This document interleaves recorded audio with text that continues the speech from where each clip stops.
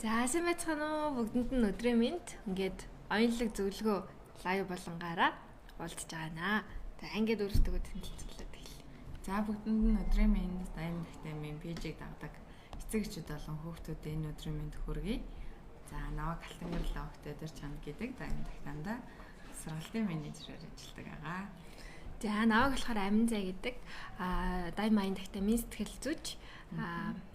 За өнөөдөр болохоор бид хоёр маань өөртөө ихтэй өсвөр насны тухай ярилцах гэж байгаа. За тэгэхээр юун түрүүнд бас юм сонирхолтой асуултаар хэлье гэж бодлоо. Та ер нь 10 жилдээ хэр өөртөө ихтэй байсан бэ? Одоо ингээд бодоод үзэн. Одоо 10 жилдээ юм. Хэдэн жилийн өмнөөс юм бэ? Нэг хэлэхэд 22 жилийн өмнө юм. За 22 жилийн өмнө яг 10 жилдээ. За бүр яг үнийг хэлэхэд юун камерт хүнтэйч дуурч чаддгүй зүгээр л багш бити намайг дуудаасай л гэдэг төрлийн залбираал. Тийм залбираал. Даалгавар хийсэн үед бол намайг дуудаасай гэж боддог дөрөвс. Түүнээс бол үнэхээр 10 жилдээ найз нөхөд гэж байхгүй. Яг юм нэг урсгалаараа гэдэг шиг хичээлдээ явдаг, гэртээ ирдэг юм л. Тэгвэл одоо бодоход танд өөртөө ихтэй байх нь хэр чухал юм шиг санагддаг вэ? Өсвөр насны дээр шүү. Яг өсвөр насны дээр гэсэн.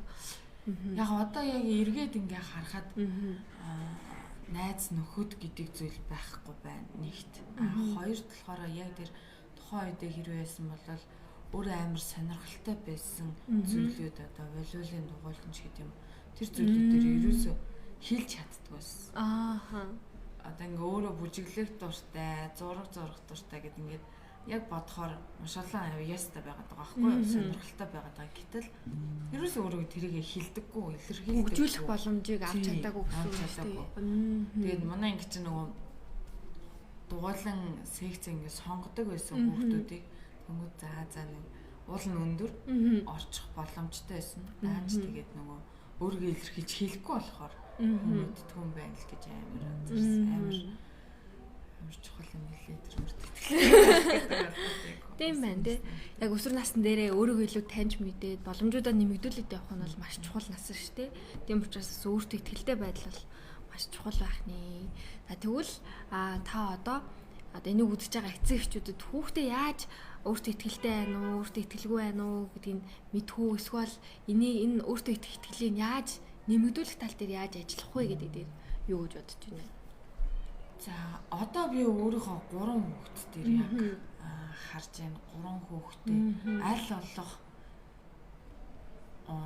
хичээлээс гадуурх ер нь сургууль дугуйлангуудад маш сайн явуулган чухал юм байна гэж үзсэн. Яг үндсэн яг хичээл дээр болвол би өөрөө яг тэр зүйлийг туулсан байхгүй. Хичээл дээр хичээлээ хийдэг. Сайн сурагч сурагч. Гэхдээ бусдын дунд орохоор илэрхийлж чаддаггүй.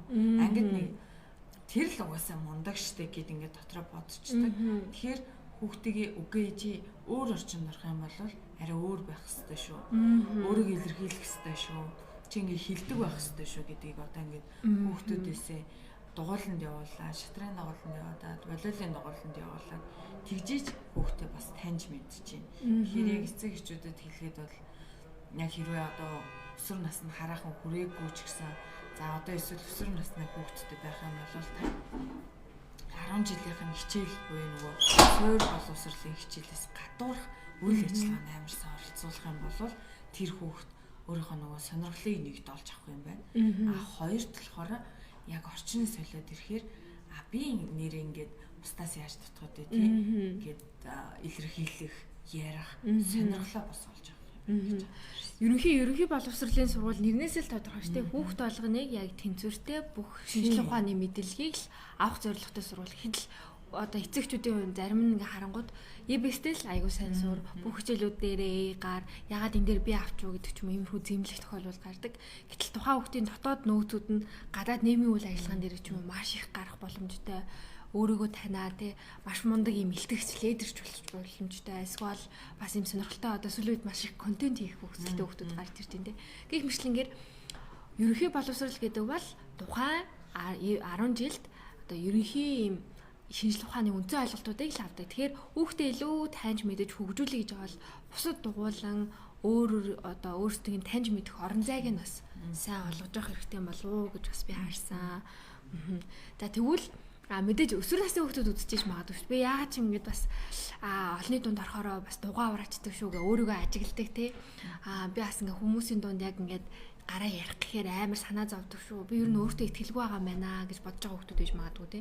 Бас өөртөө хүүхдүүд бас дотроо таньж мэдээд байдаг шүү. Тэгвэл яг энэ хүүхдүүдэд чи ингэрээ гэх юм зөвлөгөөнүүд байна уу? Битээ өөрийгөө бас дутуу үнэлээрэ гэдэг ч юм уу? Тийм зөвлөгөө танд байна уу?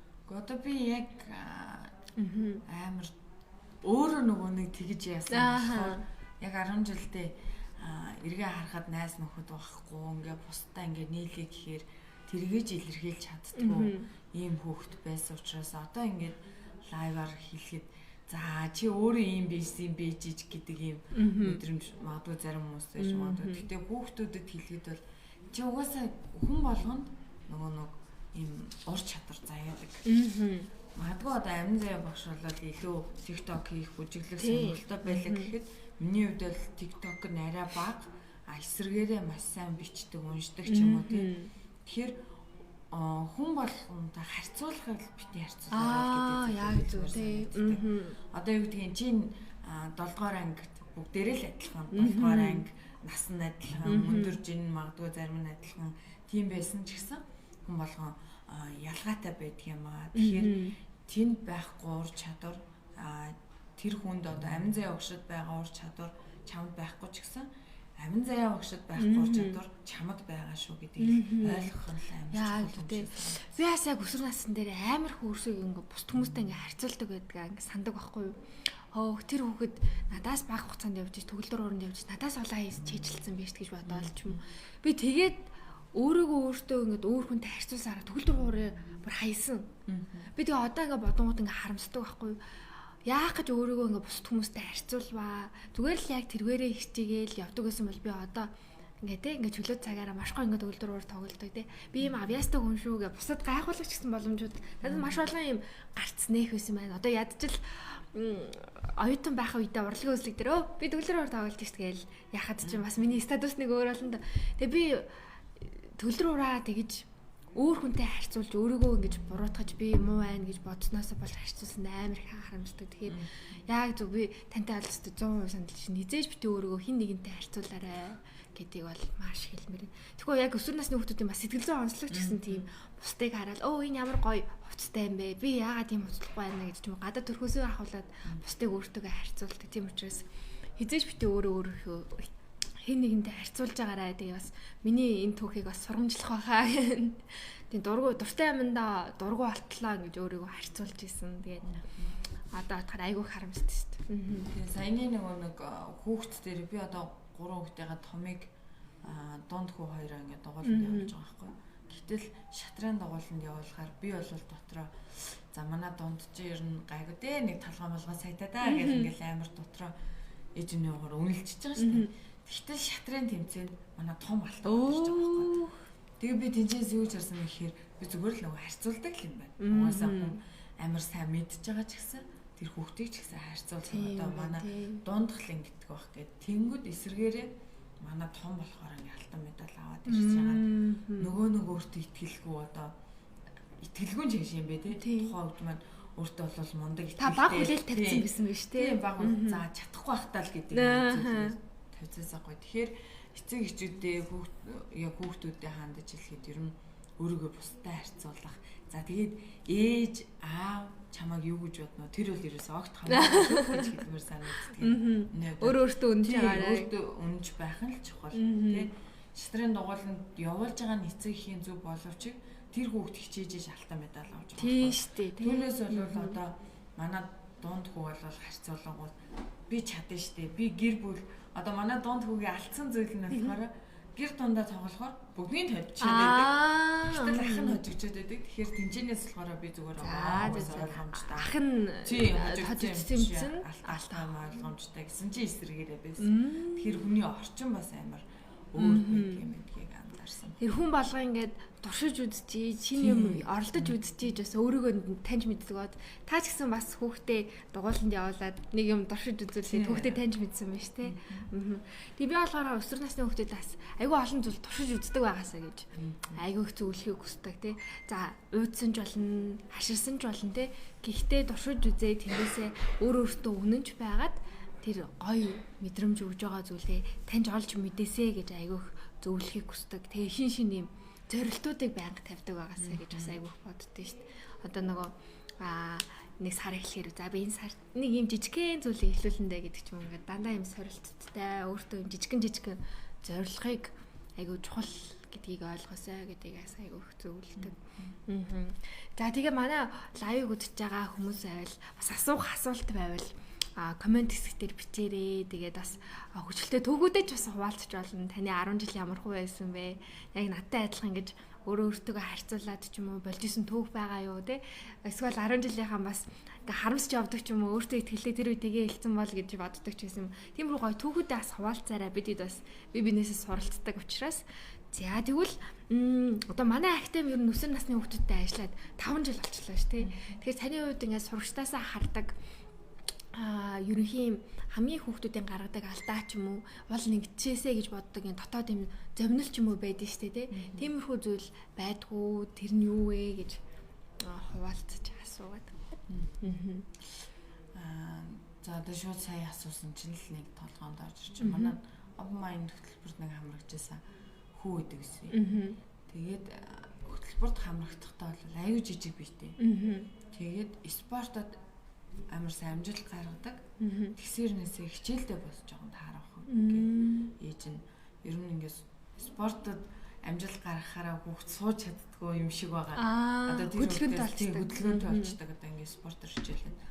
Тэгээд тухайн хүүхд маань болохоор хичээлээд яг хөтөлбөр хамрагдаад тэгээ мэрэгжил сонголтын хичээл орж хаад мэрэгчлээ сонгосноо гэсэн чинь үгүй явшаа тэгээд ер нь бол мэрэгчлэр яах юм бэ бараг л спортоор ингээл явсараа тэгээд тамирчин болоод ингээд явчихна гэд. Тэгээд сүүлд ер нь мэрэгжил сонголт дээрээ суугаад дараа нь коллежид орно гэд нэг ярьсан явжсэн төгснөөхөө дараа. Тэгээд би тэр хүүхдэд юу хийсэн бэ гэхээр заавал одоо ихтэй сургуульд орох нь бол заавал чухал биш ээ. Одоо хүүхдүүд яг тэгж хандаж хэлмээр санагддаг. Заавал ихтэй сургуульд ороод дипломтой болох чухал гэдэг ойлголт аваад байдаг. Гэтэл магадгүй нэг удаа коллежид маш сайн сурч болох, илүү хугацааг ашиглаж болох тийм боломжтой байгаа тийм. Коллеж сурах юм бол хүнлэгдээд байна шүү дээ. Коллеж дутуу хүнлэгдээд зүгээр л бүх тэр зүйлийг нөгөө ихтэй сургууль авах хэрэгтэй, диплом байх хэрэгтэй гэдэг. Гэтэл яасан юм дээр магадгүй дипломгүй коллеж сурж байгаа амжилттай явж байгаа. Тийм, коллеж чинь мэргэшээ төгсдөг шүү дээ. Тэнгүүд илүү нөгөө нэг 10 жилийнхаа боловсролын хичээлийг жоохор чинь давхар цаг очтой мэргэжлийг юу ачдаг.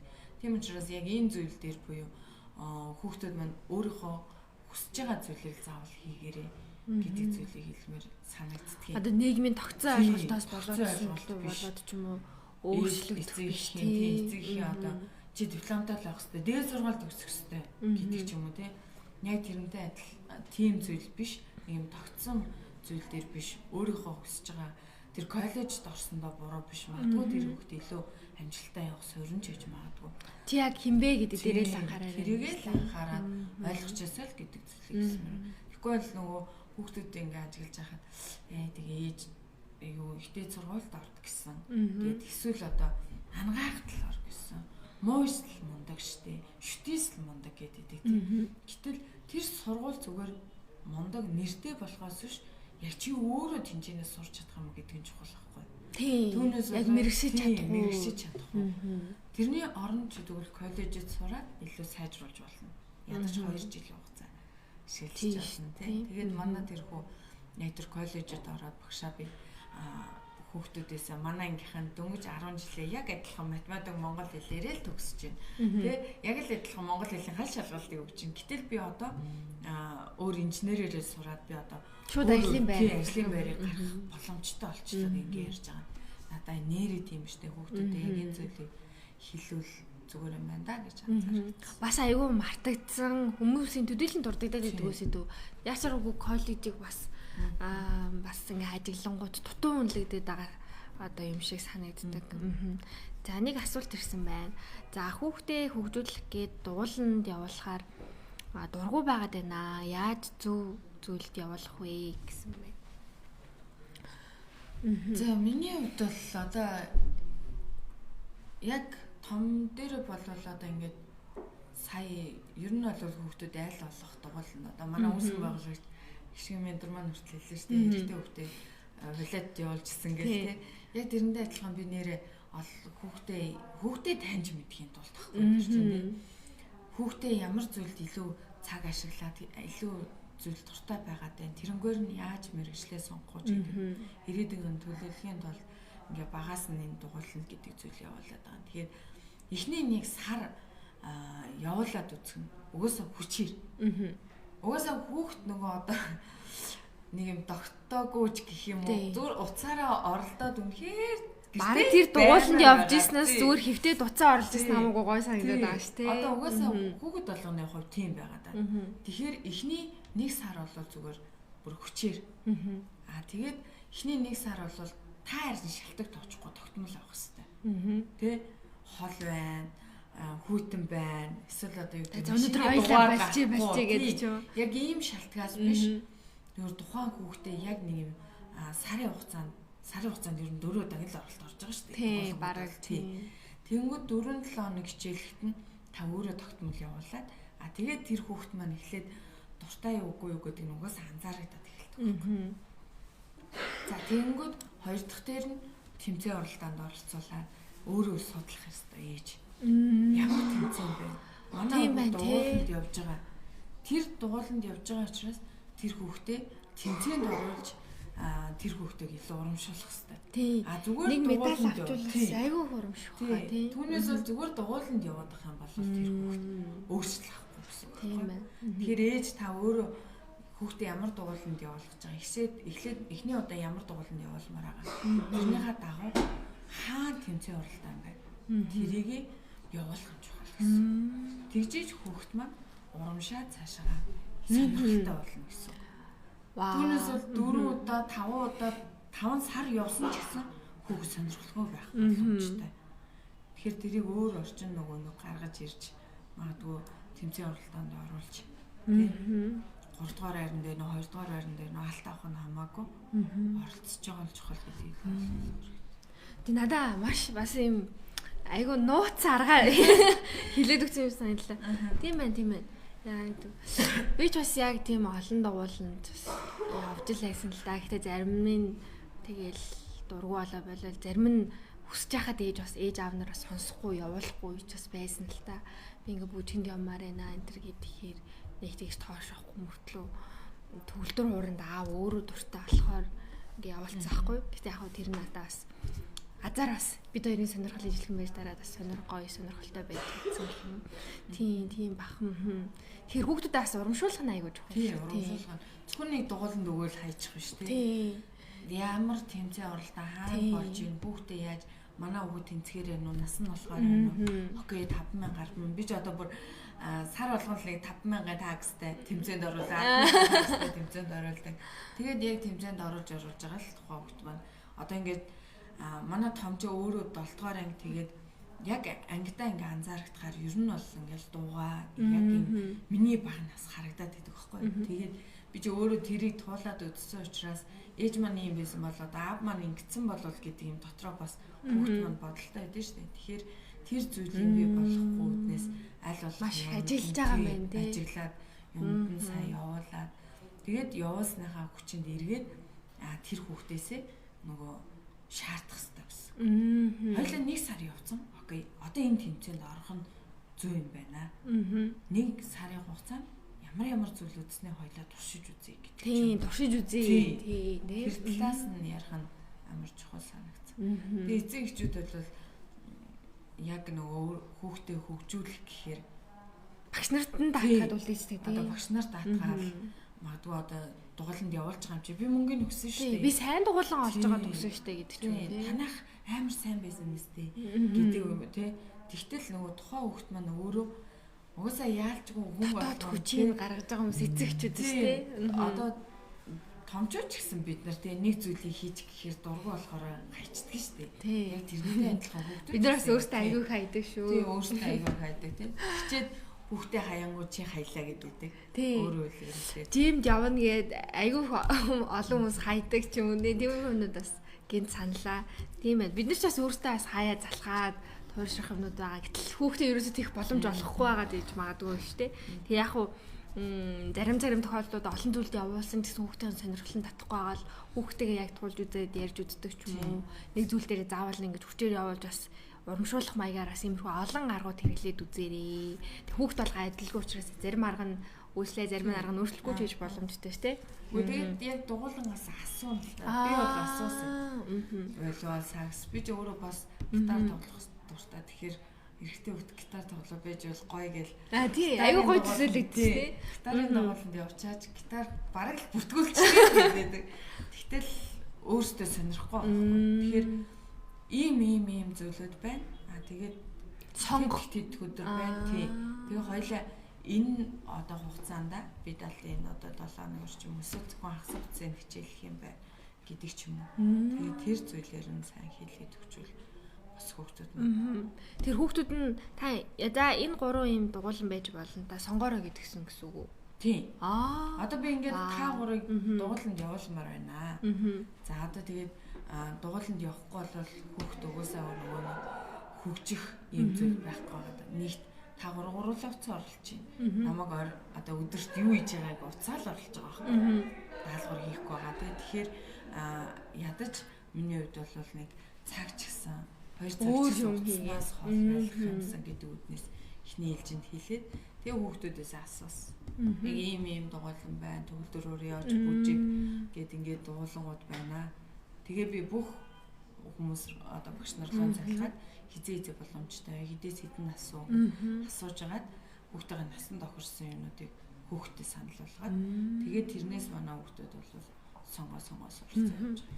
Тийм би бас яг эцэгчүүдэд бас хүүхдэд сонголт өгдөг байх нь өөрийгөө бас таньж мэдэх, өөртөө итгэлтэй байдлыг аюул олон хүчин зүйлүүдийг хүүхдүүдэд олгодог юм байна гэдэг аюул их ажиглаж байгаа. Гэт одоо би чинь нөгөө бүлгийн уулзалт хийж байгаа, ганцаарчлсан зөвлөгөөнүүд өгч байгаа, багшилж байгаа гэх тэнгүүд яг хүүхдүүдэд тэр орон зай гэд аюул хэрэгцээтэй байгааг ингээ ажилладаг байхгүй. Ингээ хүүхдүүд ингээд яагаад энэ дээр үг ингээд ээж л ингээ юу ч хэлээгүй хаваад ирсэн гэдэг хүүхдүүд байдаг ч юм уу, өөртөө заримдаа сонгоод ирсэн ч юм уу те. Тэнгүүд яг ингээд зарим зүйлийг шууд хүчээр тулах нь зашгүй зарим нэг болж байгаа. Гэхдээ бас ингээ сонголт өгж асууснаар хүүхдүүд маань ирээдүйд сонголт хийх чадвартай болдог ч юм уу. Ийм зүйлүүд ингээ маш их ажиглагдаж байгаа. За хоёулаа бас айгүй удаан хугацаанд ярьлаа. Тийм учраас бас за яг манай актем өсвөр насны хүүхдүүдэд өөртөө итгэлтэй болоход яг ямар сургалтууд үйл ажиллагаа явуулдаг. Энэ талаар танаас асуу. За мэдээж 80 нахтамын хувьд одоо манай пэйжийг дагдаг эцэг эхчүүд бол мэдж байгаа тийм. 4 жилийн өмнөөс одоо хүүхдэд өсвөр насны хүүхдэд өөртөө итгэлтэй болгоё. Хүүхэд болгонд одоо юм diamond байгаа, ур чадвар байгаа. Тэрийг нь өнгөлж гаргаж ирье гэдэг ийм зорилготойгоор ер нь үйл ажиллагаагаа явуулж байгаа. Одоо яг энэ актем дээр манай бол 11 сар дээр өөртөө итгэлтэй өсвөр нас гэсэн багц сургалт буюу 4 сэдвийн хүрээнд сургалт маань зарлагдсан байгаа. За тэгэхээр энэ бол юу гэхээр хүүхдүүдийн хувьд өсөлтөд сэтгэлгээ гэж юу вэ гэдэг талаар хичээл орно. За тэгээд өсөлтөд сэтгэлгээ гэхээр нөгөө мундаг хүмүүстэй мундаг одоо юу гэдгийг чадвартай байх тийм төрцөн тэр л уусаа чадвартай гэдэг. Гэтэл тухайн хүүхд чамд ч гэсэн чадвар байгаа гэдэг талаас нь илүү ойлгож орж ирдэг байгаа. За хоёрт нь бол гадаад хэл сургалтын гэдэг сэдвээр ордог. Энэ маш гоё сэдв. Тэгээд одоо нөгөө хүмүүс ярьдаг шүү дээ. Хүүхдээ ер нь гадаад явуулна. Тий. Нэг хэл сургана. Тий, хэл сургана гэдэг. Гэтэл нөгөө хүүхдүүдээ дугуулн сэгцтэй, дугуулн авчиад өгчдөг. Тухайн хүүхд маань нөгөө багш нь муу байсан учраас дараа нь сураагүй маа гэдэг ийм яриад байдаг тийм. Тэгэхээр англи хэлний дугууланд явууллаа. Жишээ нь англи хэлний дугууланд бол явууллаа гэхээр багш нь муу байсан учраас таалагдаагүй учраас одоо багшнаас нөгөө хүүхдүүд нь багш таалагдахгүй байна. Тэгээ энэ хичээлд муу гэж айгүй ярьдэн штэ. Тэгэхээр яг тэр зүйлийг хүүхдүүд маань хамгийн чухал нь яагаас сурах гэдэг ихлэ шалтгаан болох хэрэгтэй гэсэн. Чи англи хэл сурах гэдэг, хятад сурах гэдэг тухайн хэлийг яаж ямар шалтгаантай сурах гэдэг. Тийм бол хүүхд маш хурдан сурч эхэлдэг. Одоо шалтгаан хүч өгчих юм бол дугуйлт ч гэсэн яг адилхан гэсэн. Чи яагаас сурах гэдэг гэдгийг ойлгох хэрэгтэй гэсэн. За дараагийнх нь болохоор хичээлээр бид нэр санхүүгийн мэдлэгтэй болох санхүүгийн хичээл, санхүүгийн боловсрол гэдэг хичээл байгаа. За энэ дээр бол хүүхдүүд мөнгөтэй хэрхэн харилцах, хоримтлал үүсгэх. За тэгээд ирээдүйд хэрхэн амжилттай бизнес хийх талаас нь хичээл ордог гэсэн. За дөрөвт сэдв нь болохоор сэтгэл хөдлөлөө таньж мэдэх гэдэг хичээл байгаа. За хүүхдүүд одоо нөгөө энэ дээр бол нөгөө илүү жоохон тайлбар хийхэд 10 жилийн хүүхдүүдийг тий манай хүүхд бол одоо ангитай нэг хүүхдэд муудалцсан ч юм уу тий тэгвэл тухайн хүүхд маань манай хүүхд өдөөгүй байхад манай хүүхд бол ерөөсөө тэгдэггүй гэд эцэг эхчүүд халдаадгүй шүү дээ. Тэр зүйл нь болохоор хүүхд маань нөгөө сэтгэл хөдлөлөө өдөржиж чадахгүйгээс болоод юм нүдэх, цохох ч юм уу тийм зүйл байгаад идэв. Тэгэхээр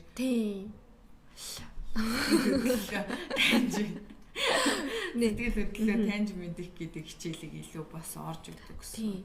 Яг ч нөгөө өсвөр насн дээр энэ мэдрэмж ийм юм шүү. Эсвэл яг томчуудыг эрхлэх ч юм уу надад айгу хэцүү байна. Эсвэл надад ингээ бухимдал төрөөд байна гэдэг мэдхгүйгээр яг ямар сэтгэл хөдлөл төрөөд байгааг мэдгүй ингээ дотор ингээ бууд ингээ юм хав дараал нэг тухгүй айлгаал хоолон дээр нь хөндөрлөд байгаа мэдрэмжүүд их төрчдөг.